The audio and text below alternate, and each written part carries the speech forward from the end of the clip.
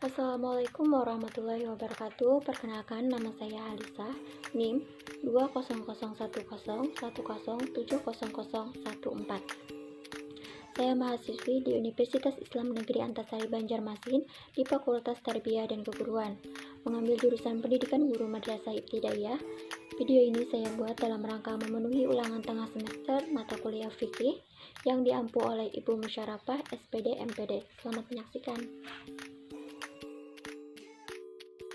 Bismillahirrahmanirrahim. Nah, jadi kali ini saya akan membahas mengenai konsep sholat jenazah atau kewajiban muslim terhadap muslim lainnya yang telah wafat.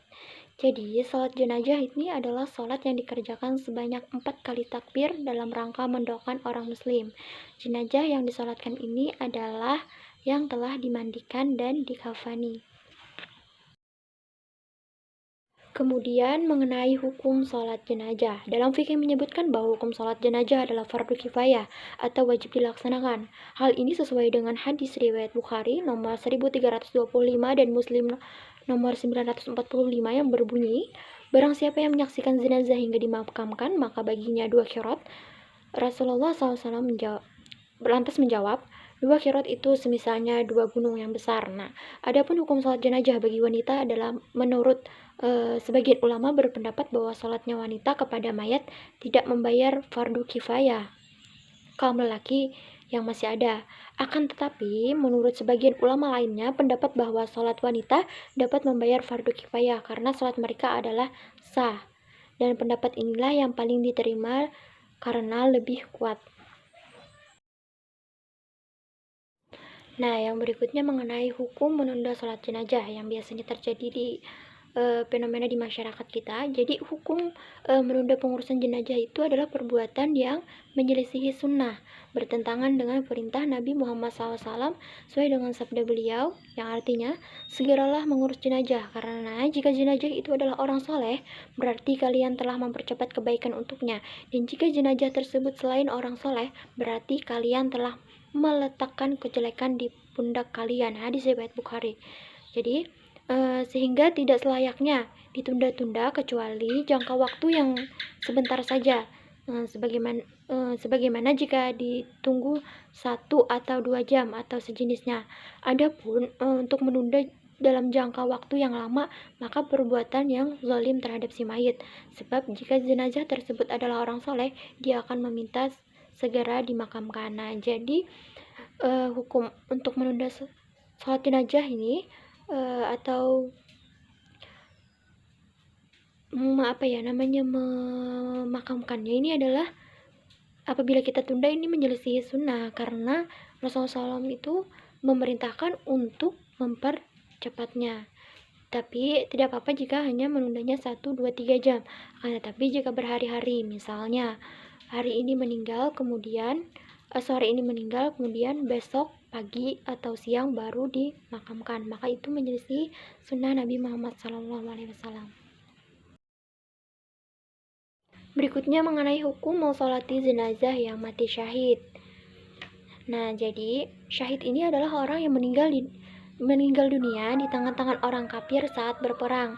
Ada beberapa hadis yang dengan jelas menyatakan bahwa orang yang syahid tidak perlu disalatkan. Salah satunya adalah Imam Bukhari meriwayatkan dari Jabir bahwasanya Rasulullah SAW memerintahkan untuk mengebumikan para sahabat yang meninggal dunia saat perang Uhud dengan darah mereka, tidak dimandikan dan tidak disolatkan.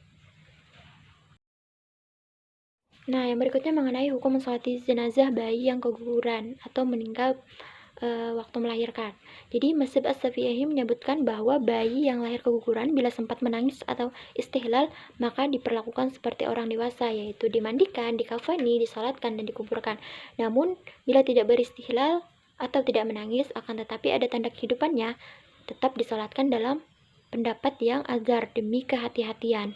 Sedangkan bila sama sekali tidak ada tanda-tanda kehidupan sebelumnya, maka tidak perlu disolatkan walau si bayi ini sudah melewati usia 4 bulan kehamilan.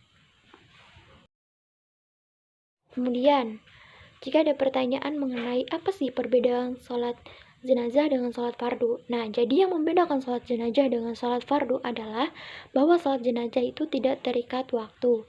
Sholat jenazah itu dilakukan kapan saja ketika jenazah tiba, akan tetapi nanti ada waktu-waktu yang tidak diperbolehkan. Nah, jadi waktu yang dilarang untuk sholat jenazah yaitu ketika matahari terbit sampai meninggi 1 tombak, waktu duha ya. Kemudian yang kedua itu ketika matahari tepat berada di pertengahan langit, yaitu sebelum tergelincirnya ke sebelah barat, kira-kira 10 menit sebelum masuk waktu zuhur. Kemudian yang ketiga, ketika matahari menjelang terbenam, sekitar tinggal 1 tombak sampai sempurna terbenam. Itu adalah waktu-waktu yang tidak boleh melakukan sholat jenazah. Kemudian dalam sholat jenazah ada rukun yang harus ditunaikan sebagai berikut, yaitu yang pertama menutup aurat, yang kedua bersih badan, pakaian, tempatnya dari najis, yang ketiga hendaknya menghadap kiblat. Kemudian dilakukan setelah mayat dimandikan dan dikafani.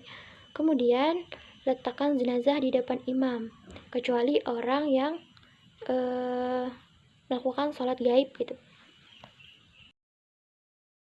Kemudian rukun sholat jenazah, yang pertama niat, yang kedua berdiri bagi yang mampu, yang ketiga takbir 4 kali, kemudian membaca surah Al-Fatihah setelah takbiratul ihram, kemudian membaca salawat atas Nabi, kemudian mendoakan mayat setelah takbir ke-3, kemudian memberi salam, kemudian tertib artinya berurutan.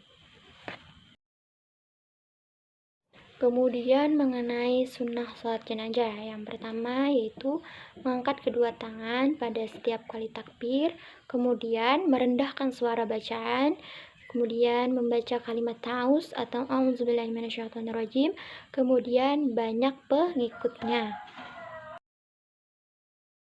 Kemudian tata cara sholat jenazah, yang pertama kali yaitu takbiratul ihram sambil berniat lalu baca surah Al-Fatihah. Kedua, takbir kedua itu kemudian membaca sholawat. Takbir ketiga lalu dilanjutkan berdoa untuk jenazah. Takbir keempat lalu dilanjutkan berdoa lagi, kemudian bersalam.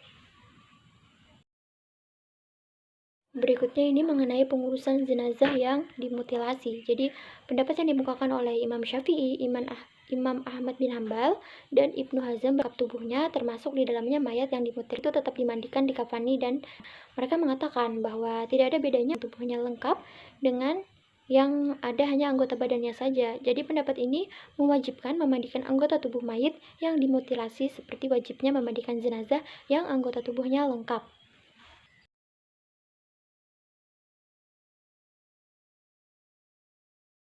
Kemudian mengenai keutamaan sholat jenazah, dari Abu Hurairah dia berkata, Rasulullah Shallallahu Alaihi Wasallam bersabda, barang siapa yang menyaksikan jenazah sampai ia menyolatkannya, maka baginya 1 qiraat. Lalu barang siapa yang menyaksikan jenazah hingga memakamkan qiraat. Ada yang bertanya, apa yang dimaksud 2 qiraat? Rasulullah Shallallahu Alaihi Wasallam menjawab, 2 qiraat itu semisal 2 gunung yang besar. Hadis riwayat Bukhari nomor 1325 dan Muslim nomor 945. Mungkin hanya itu yang dapat saya sampaikan. Salah hilapnya saya mohon maaf yang sebesar-besarnya. Saya akhiri. Wassalamualaikum warahmatullahi wabarakatuh.